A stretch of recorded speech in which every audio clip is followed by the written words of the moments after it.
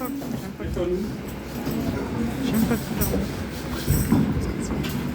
remercie les CE qui m'a donné l'opportunité d'être encore une fois encore présent et d'être encore orateur cet après-midi. Et je remercie le bien-aimé le pasteur Simon pour le choix qu'il a fait de ma personnalité d'être le prédicateur cet après-midi. Et sans oublier notre bien-aimé le pasteur Fernando, notre bien-aimé qui est présent sur place. Et je ne peux pas vous oublier parce que vous avez fait des énormes efforts pour venir dans la présence de Dieu Tout-Puissant, afin que nous tous, nous puissions faire un culte d'adoration à la présence de notre Dieu Tout-Puissant.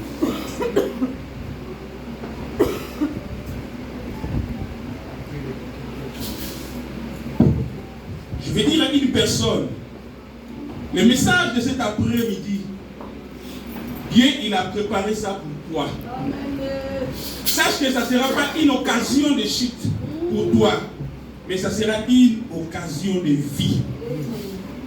Parce qu'à chaque fois, notre Dieu, il nous fait réunir, il a préparé une bonne chose pour notre croissance spirituelle. Peut-être qu'il a vu un défaut en nous, et ça sera pour toi un moment que Dieu veut que tu puisses s'arranger avec lui. Alléluia. Alléluia. Le message de cet après-midi, mes bien-aimés, il est venu pour te fortifier. Si tu avais baissé les bras, tu puisses te lever. Si tu dormais spirituellement, tu puisses te réveiller. Pour continuer dans le chemin de Dieu. Dites Amen. Sans plus tarder, cet après-midi, nous allons parler d'un sujet ou un thème qui est intitulé Près de Jésus, loin du salut.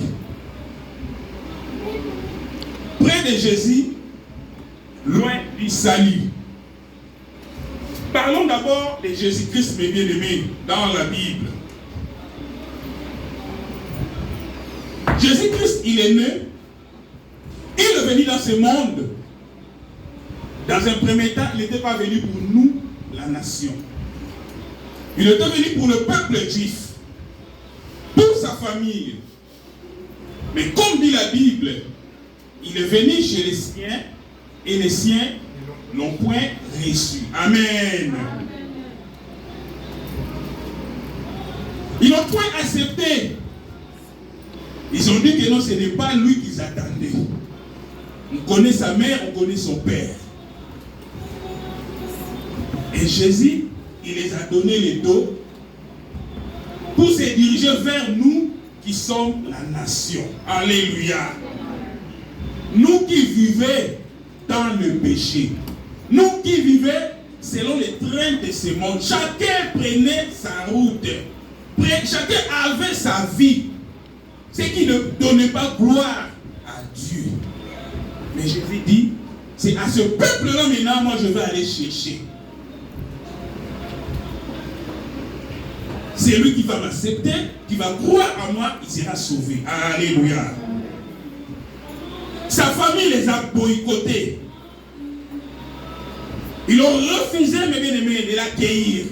Et il a donné le dos pour venir nous chercher. Lisons le livre des Colossiens, chapitre 1.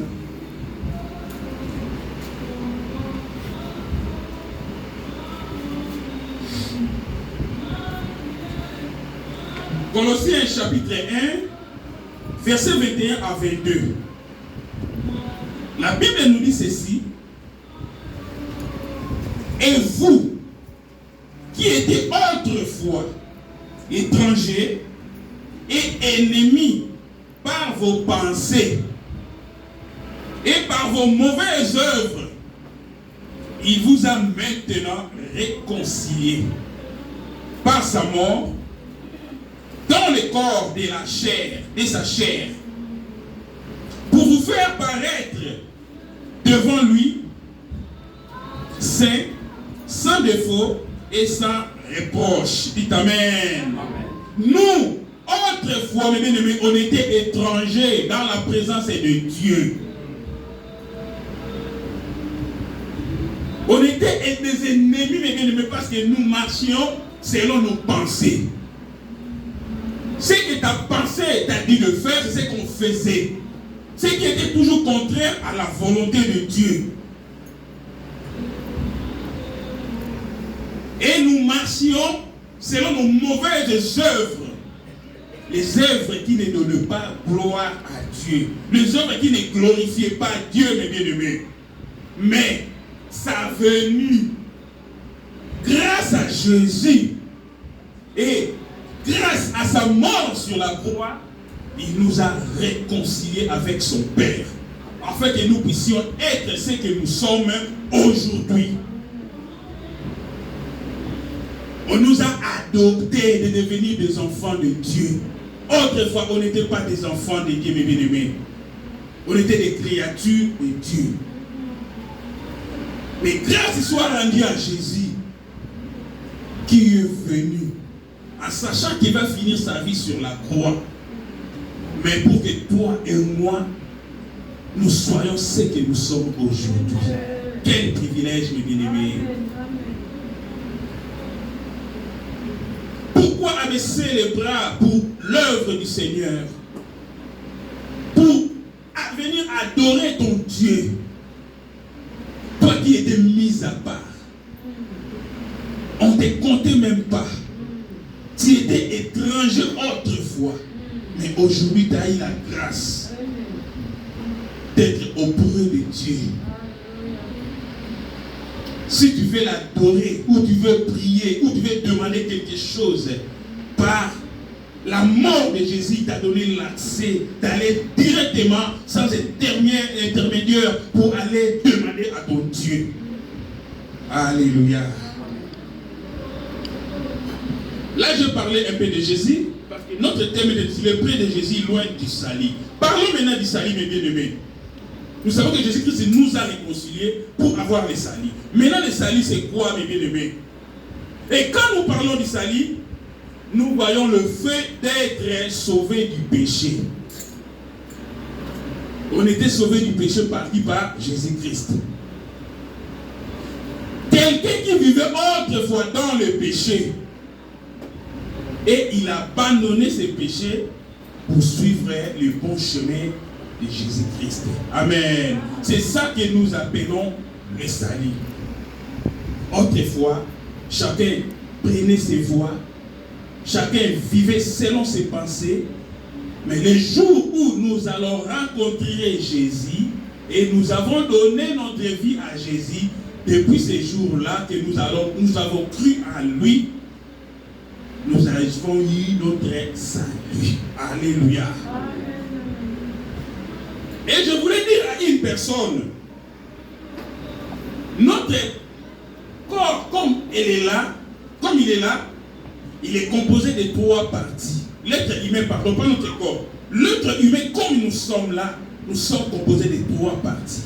Nous avons le corps qui est visible, le corps qui nous permet d'aller contacter le pasteur Simon encore, le corps que tout le monde peut voir, et nous avons aussi l'âme et l'esprit.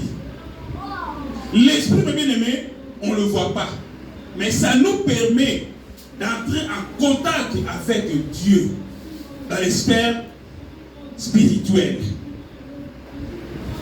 Alléluia. Notre Dieu est esprit. Il nous visite d'une manière à d'une autre. Il nous parle spirituellement. Comme nous sommes là, ce n'est pas moi, mais c'est notre Dieu qui est en train de nous parler. Alors, si tu as l'esprit de Dieu, tu vas saisir l'opportunité d'entrer dans le contact avec Dieu. Alléluia. Donc, l'esprit, il est contenu au sein de l'âme et l'âme dans le corps. L'esprit, il il est dans l'âme, et l'âme, c'est dans le corps. L'âme, on ne le voit pas, mes bien-aimés. C'est le siège des sentiments. L'âme nous sert à décider, à prendre des décisions.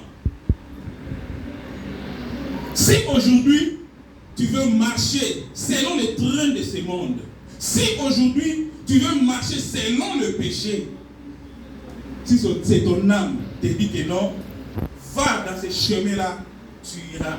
Parce que tu es conduit par un sentiment qui provient dans son siège qui est l'âme. L'âme, bien aimé, c'est notre propre moi. Vous savez, lorsque Dieu il a créé le monde, en arrivant pour créer l'homme, il avait fabriqué l'homme par la poussière. L'homme n'avait même pas le souffle de vie. L'homme était comme un statue. L'homme ne vivait pas. Mais Dieu, il est descendu pour souffler l'homme. En mettant son souffle en l'homme, et l'homme devient une vie. L'homme devient une âme vivante, mes bien-aimés. Sans le souffle de vie, l'homme n'est pas l'homme. Nous sommes des statues.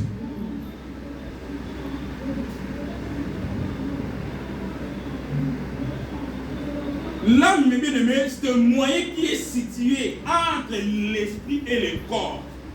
L'âme est au milieu. On a l'esprit, l'âme et le corps qui l'enveloppe. C'est pour cela qu'on peut dire que non, le corps c'est comme une enveloppe. Une enveloppe qui contient une lettre. Et la lettre là c'est l'âme qui est le contenu. Et ce qui vient de ce contenu-là, pour qu'on puisse écrire, c'est ça ce qu'on appelle l'esprit. Dites Amen. À travers l'âme, mon bien-aimé, nous sommes capables de résoudre les situations, le problème qui nous traverse dans la tête.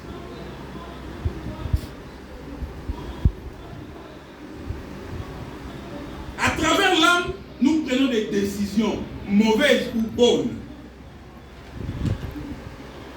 L'âme, c'est le siège des émotions. Des émotions qui peuvent donner bonheur ou malheur. Ça provient de l'âme. Dites Amen.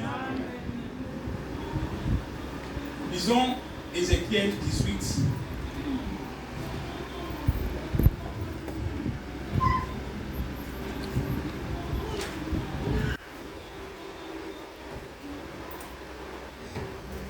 Ézéchiel chapitre 18.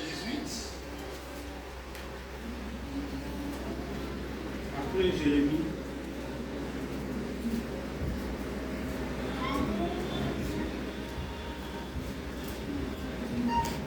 Ézéchiel chapitre 18, versets 20 à 32. Nous sommes prêts? Je fais la lecture au nom de Jésus. La Bible nous dit, Ézéchiel 18, 20 à 32. La Bible nous dit ceci: l'âme qui pêche est celle qui mourra. Le fils ne portera pas l'iniquité de son père. Donc chacun est responsable de ses péchés. Et le père ne portera pas l'iniquité de son fils. La justice du juste sera sur lui et la méchanceté du méchant sera sur lui. Si le méchant revient de tout le péché qu'il a commis, s'il observe toutes mes lois et pratique la droiture et la justice, il vivra, il ne mourra pas. Toutes les transgressions qu'il a commises seront oubliées. Il vivra à cause de la justice qu'il a pratiquée. Ce que je désire, est-ce que le méchant meurt, dit le Seigneur, l'Éternel? N'est-ce pas qu'il change de conduite et qu'il vive? Si le juste se détourne de sa justice et commet l'iniquité, s'il imite toutes les abominations du méchant, vivra-t-il? Toute sa justice sera oubliée. Parce qu'il s'est livré à l'iniquité et au péché. À cause de cela, il mourra. Vous dites, la voix du Seigneur n'est pas droite. Écoutez donc, maison d'Israël. Est-ce que ma voix, qui n'est pas droite, ne sont-ce pas plutôt vos voix qui ne sont pas droites? Si le juste se détourne de sa justice et commet l'iniquité et meurt pour cela, il meurt à cause de l'iniquité qu'il a commise. Si le méchant revient de sa méchanceté et pratique la droiture et la justice, il fera vivre son âme. S'il ouvre les yeux et se détourne de toutes les transgressions qu'il a commises, il vivra et il ne mourra pas. La maison d'Israël dit, la voix du Seigneur n'est pas droite. Est-ce que ma voix qui n'est pas droite, maison d'Israël, ne sont-ce pas plutôt vos voix qui ne sont pas droites? C'est pourquoi je vous jugerai chacun selon ses voies, maison d'Israël, dit le Seigneur, l'Éternel. Revenez et détournez-vous de toutes vos transgressions afin que l'iniquité ne cause pas votre ruine. Rejetez loin de vous toutes les transgressions par lesquelles vous avez péché. Faites-vous un cœur nouveau et un esprit nouveau. Pourquoi mourriez-vous, maison d'Israël? Car je ne désire pas la mort de celui qui meurt, dit le Seigneur. L'Éternel, convertissez-vous donc et vivez, parole du Seigneur. Amen. Ici, la Bible nous dit, l'âme qui pêche, c'est l'âme qui mourra. Jamais un père peut mourir par rapport au péché que son fils ou sa fille il a fait. Ni la fille ou le fils peut mourir par rapport à la conduite ou au péché que le père il avait fait. Chacun sera responsable de sa conduite. Dites Amen. Donc l'âme qui pêche, c'est l'âme qui mourra. Si tu marchais dans la justice, tu essaies de se détourner, sache que tu vas mourir. Et l'âme qui est dans le péché, si se détourne pour faire la justice, elle va vivre. C'est la parole de Dieu. Dieu, il n'aime pas la mort du pécheur. Dieu, il veut que nous puissions venir à la repentance de marcher dans la justice. Dites Amen. Là, on vient de parler sur l'âme. Nous devons savoir, mes bien-aimés, nous, les croyants, nous qui ont cru à Jésus, nous qui avons accepté Jésus comme Seigneur et Sauveur, nous obtiendrons notre salut par la croyance et l'acceptation de notre Seigneur et Sauveur par le moyen de la foi. Alléluia. Amen. Alléluia. Amen. Parce que tu as cru à Jésus, tu es devenu ce que tu es aujourd'hui par le moyen de la foi. Tu as mis la foi que non, Christ vraiment est le Fils de Dieu. Il était ressuscité de mort. Et tu l'as accepté comme Seigneur et Sauveur. Dites Amen. Amen. Donc, le salut, c'est une condition pour prendre accès au royaume des cieux. Si tu n'as pas eu le salut sur cette terre, sache que le jour de ta mort, tu n'iras pas au ciel. Dieu ne va pas t'accueillir. Alléluia. Amen.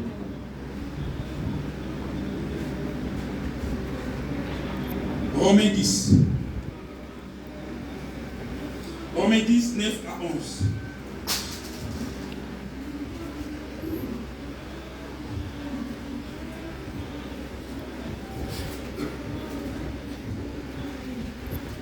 La Bible nous dit ceci, Romains chapitre 10, verset 9 à 11.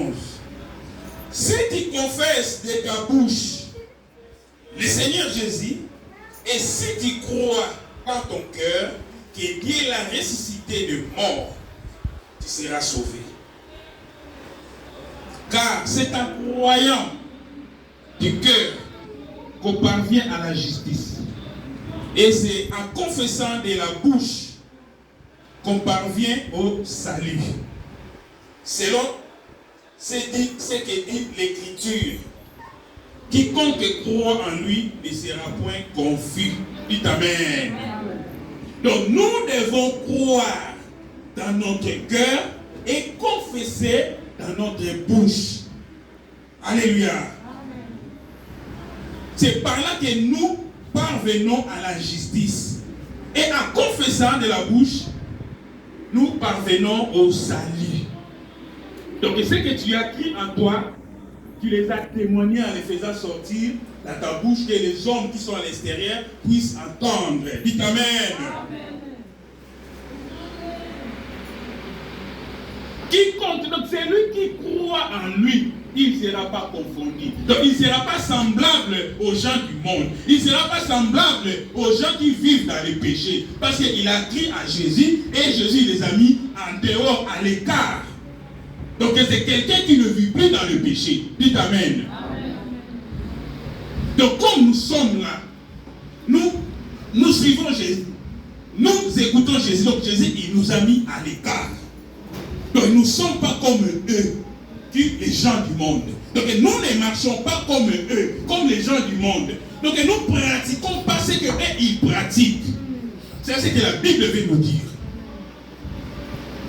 Pas seulement ce que la Bible veut nous dire, c'est ce que nous devons faire en tant que des enfants de Dieu.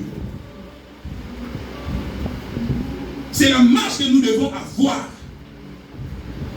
Que nous ne sommes pas comparables avec eux. Nous ne devons pas se mettre comme eux. Donc nous sommes des autres personnes parce que nous avons pris à une personne qui est différente d'eux. Donc nous suivons une personne qui n'est pas comparable à eux. Alléluia. Amen. Près de Jésus, loin du salut.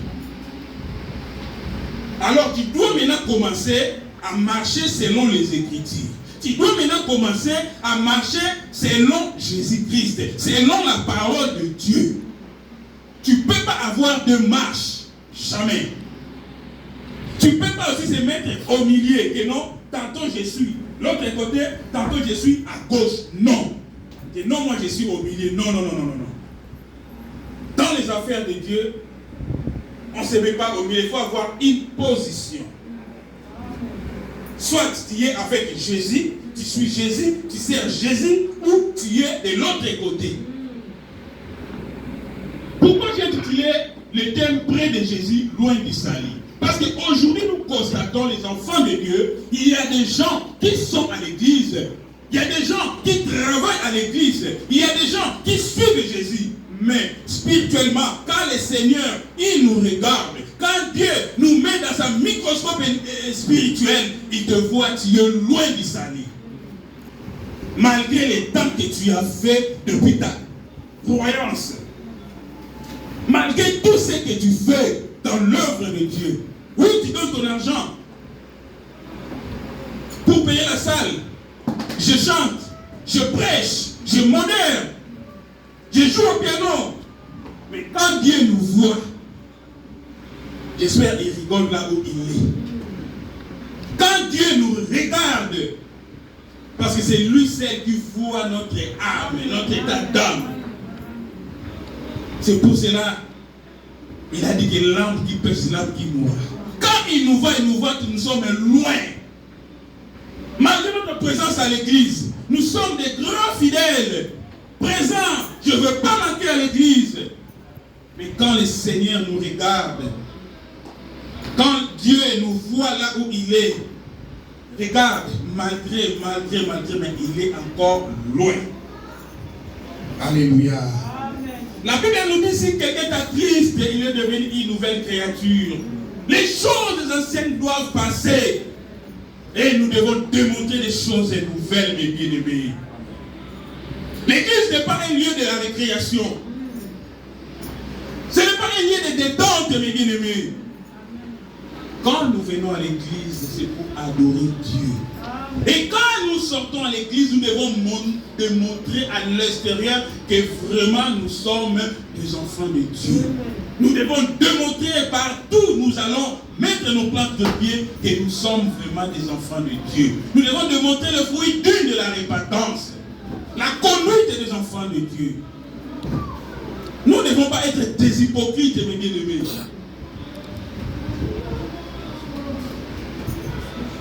C'est même comme on chantait au Congo là-bas. Je suis un enfant de Dieu. Mais quand Dieu regarde à l'intérieur, il regarde ton âme. Tu es loin du salut. Tu passes ton temps pour rien, mes bien-aimés. En vain même. Si Jésus arrive aujourd'hui pour son église, où seras-tu? Oh, cause à la wapi, mes bien-aimés. Près de Jésus, loin du salut. Salut mes bien-aimés. Lisons Luc. Luc chapitre 23.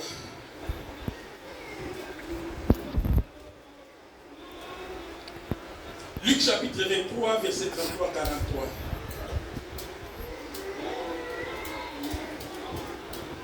Luc chapitre 23, 33 au 43. Nous sommes prêts?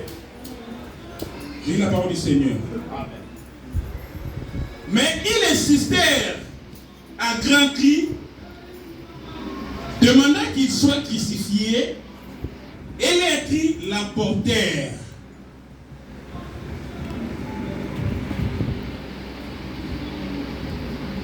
Pilate dit: ce qu'il demandait sera fait.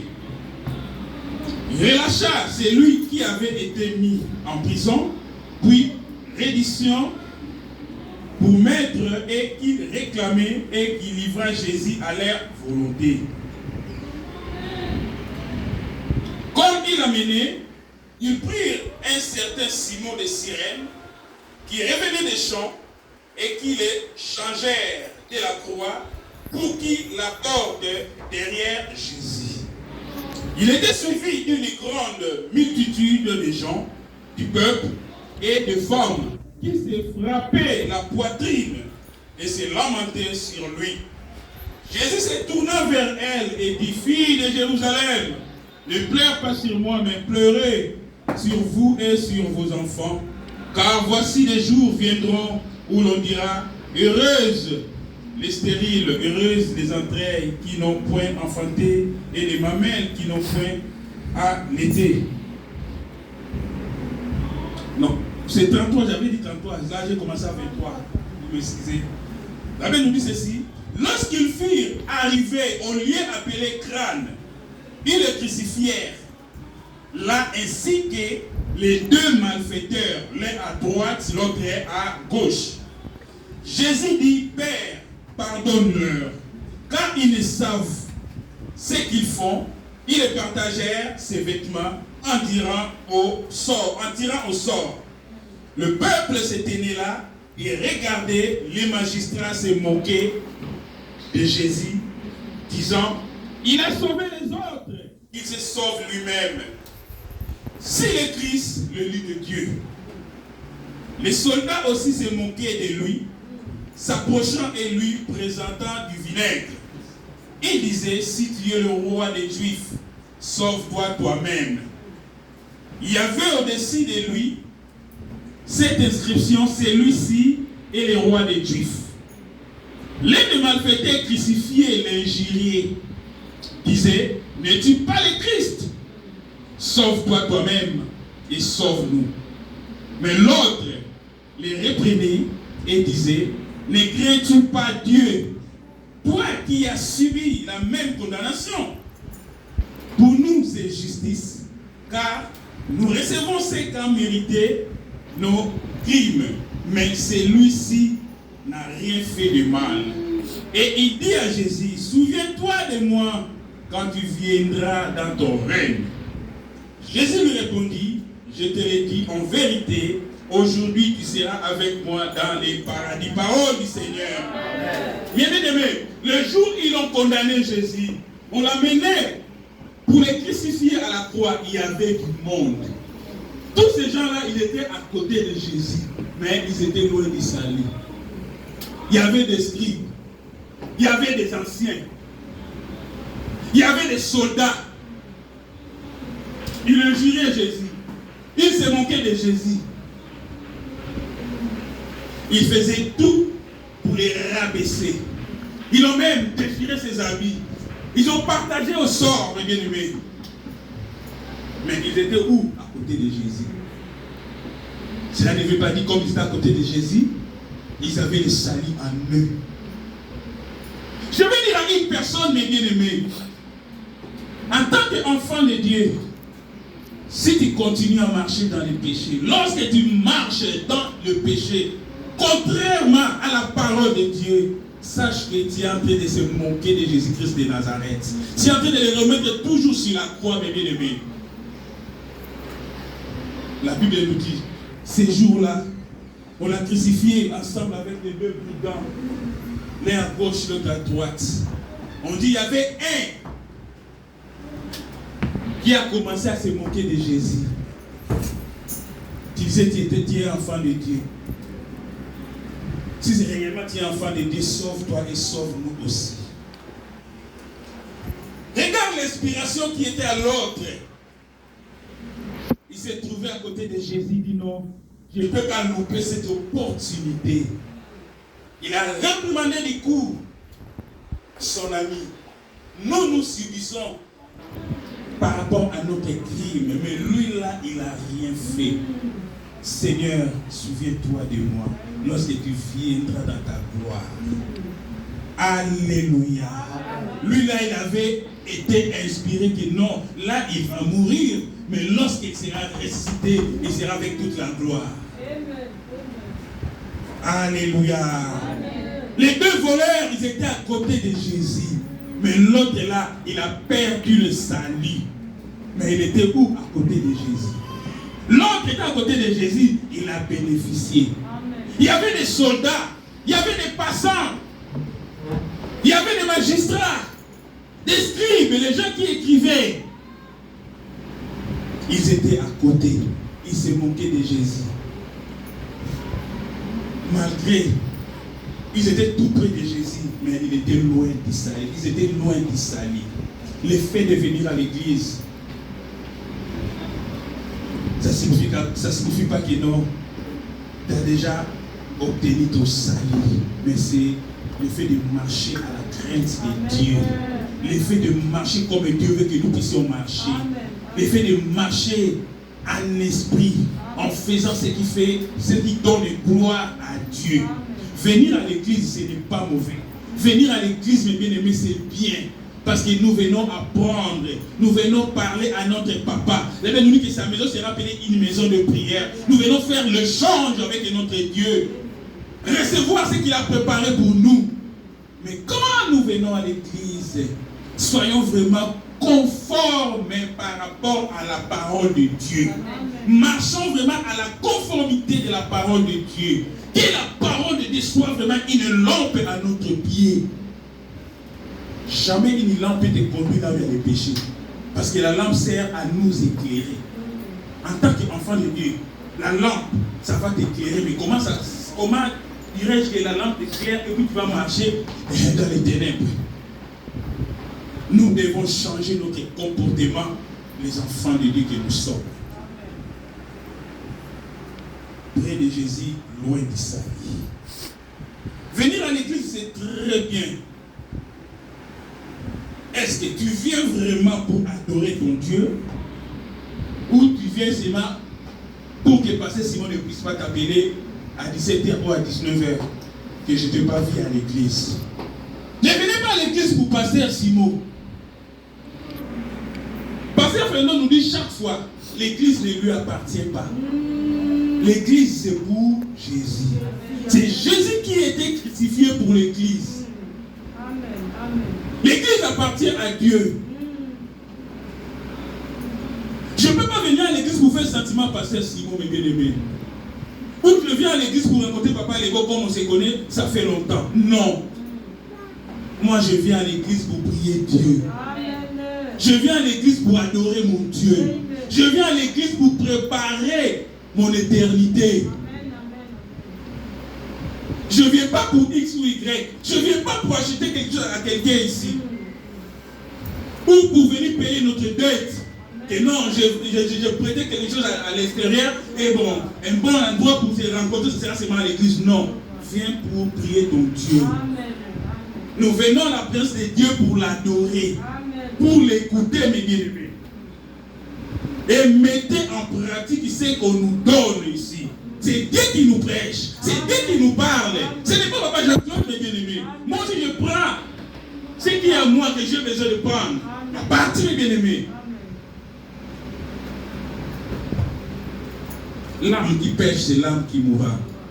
Ce n'est pas parce que pasteur Simon il est pasteur et Mélie sera sauvé derrière pasteur Simon. Non, ce n'est pas le fil. Non. Chacun rendra compte en son Dieu.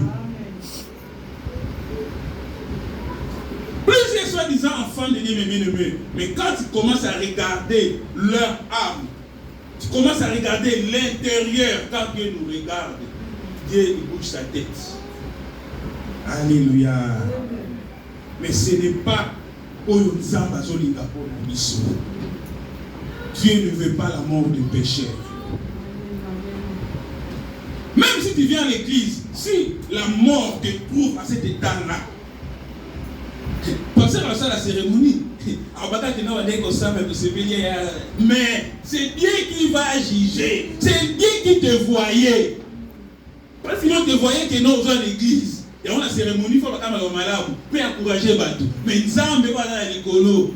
Quand on rend compte Nicolas Souka, et il dit, oh vraiment, malgré qu'il passait à l'état à l'église, mais il était toujours à côté, près de Jésus, loin du salut, mes bien-aimés.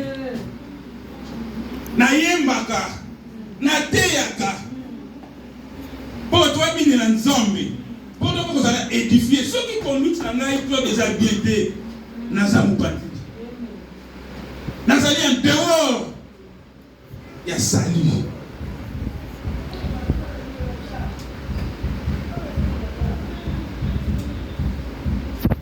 Donc, il y a la conclusion. Voilà que Moïse a dit seul, oui. Matthieu chapitre 7.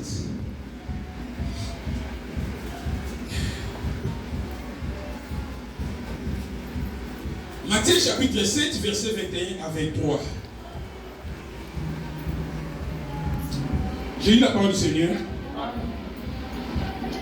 Ceux qui me disaient Seigneur, Seigneur, n'entreront pas tous dans les royaumes des cieux, mais seulement ceux qui font la volonté de mon Père qui est dans les cieux.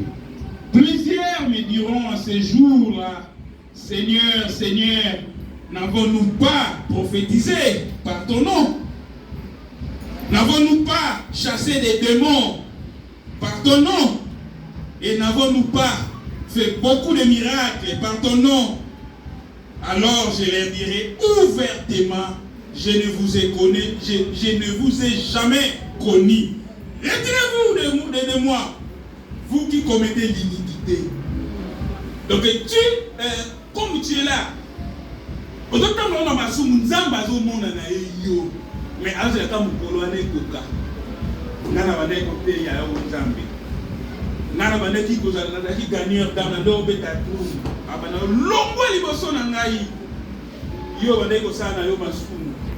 donc ils ont dit yaka na sango malamu awa na yaka na intercesseur pour la bonne pour soutenir l'église. Mais nous avons dit que ta place n'est pas ici. Et ça sera tard. C'est